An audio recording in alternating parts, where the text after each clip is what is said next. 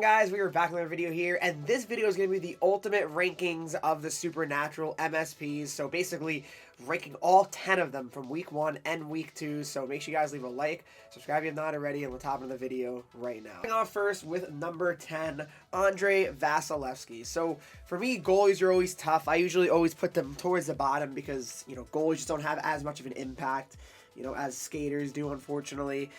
And essentially this year, especially, the goalies are really tough to kind of judge because of the D-to-D green one-timers going in. It kind of doesn't matter who's in the net. Most of the shots are still going to kind of fall. But 6'4", 220, he's got gold no-timer. I haven't really seen too many people using Vasileski, to be honest. Like, doesn't mean he's bad, but just not a card that I feel like I've been running into and having struggles with. So for me, Vasileski has to be put at number 10, unfortunately. If you're a Lightning fan, you know, go for it. Make the card, obviously. It's one of your favorite players, I'm sure. But other than that, I would say Vasileski has to be number. As I mentioned, guys, goalies usually at the bottom. But number 9 is Krys Price at 6'3", 217 pounds. He's got gold light work. I will say Price does seem pretty good.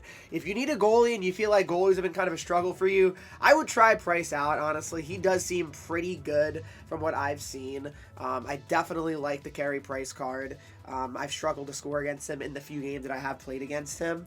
And Price usually is good in HUT. I don't know what it is. I mean, you'd think like, oh, he's only 6'3", but I don't know. He usually plays pretty well, Price. I remember NHL 22 was kind of the year where he was unreal with the, I think it was goal post to post. He was so good. But yeah, I would say Krys Price for me is definitely one of the better goalie options now. And for me, he's number 9. Is Roman Yosi. So yeah, Roman Yosi, 6'1", 201, left-handed defenseman. My thing is, Yosi's definitely really good, but I feel like his base card is not that far off of this. I mean, yeah, it's definitely better, this card. It's got the X Factor, of course, gold heat seeker.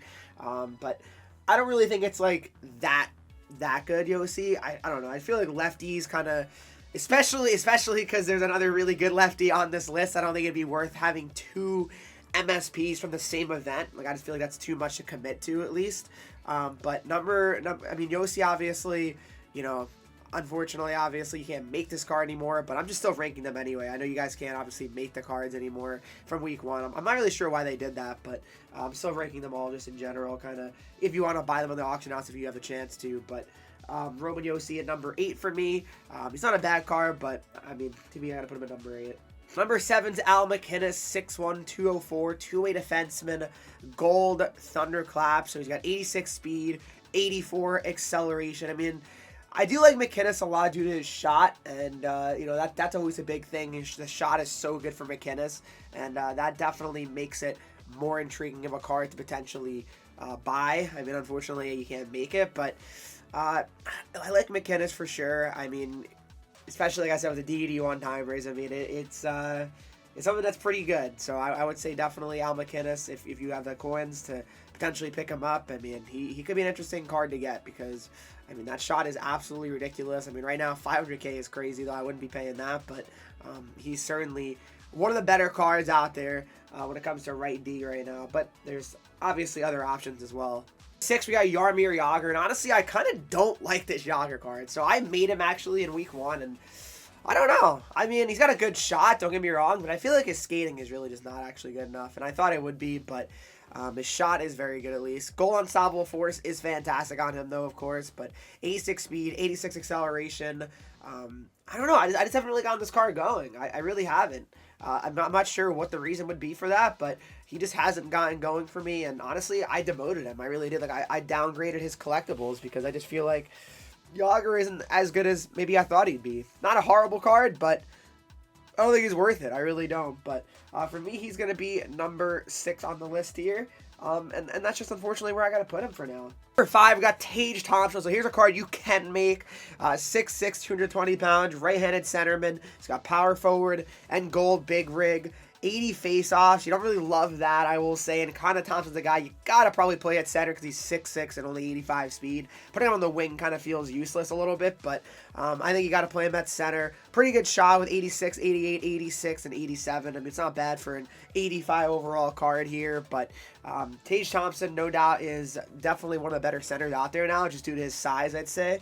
But I just wish his face-offs were a little bit better, unfortunately. That's the only downside to Thompson, but For me, he's number 5. Let's move on to number 4. Leon Drysdale here. I mean, Drysdale's obviously unbelievable. He really is. 6'2", 209. He's got sniper forward, gold, 1T. I mean, Leon's absolutely sensational. I mean, he's a card that I actually want to get, I think.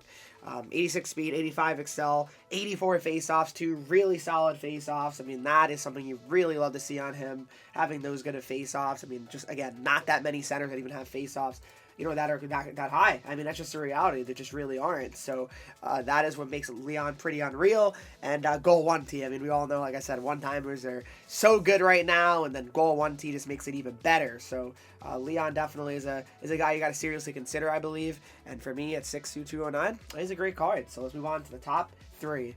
Erik Carlson, guys, 6 foot 190 with offensive defenseman. He's got gold elite edges, 89 speed, 88 acceleration. I mean, his skating is absolutely fantastic. Obviously, defensively, you know, you could have a little bit of an issue with him, but his skating alone should really make him pretty solid defensively nonetheless.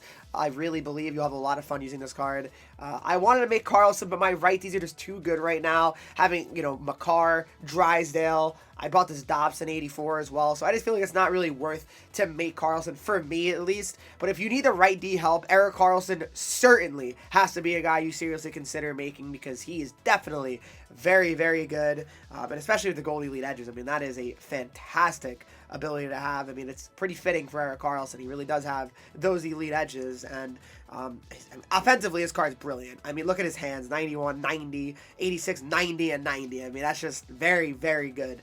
Obviously, defensively, you know, maybe a little bit lacking, but certainly still a usable card, obviously, defensively. Nathan McKinnon. As I mentioned with Nathan McKinnon's card, unfortunately, I just feel like his base card is too similar, where I don't really think it's that necessary to actually have this card. I know, obviously, you can only buy it now. You cannot make this Nathan McKinnon card. Again, really don't understand why you can't, but playmaking forward, goal, make it snappy, 90 speed, 91 acceleration, but like I said, it's a +1. The skating does not really change either here, so that to me is a huge factor as well, why I feel like it's not really worth it, this card. So yeah, I would kind of ignore Nathan McKinnon's card probably. Again, I'm putting a number 2 just because I'm basing these cards on just, you know, the best cards, right?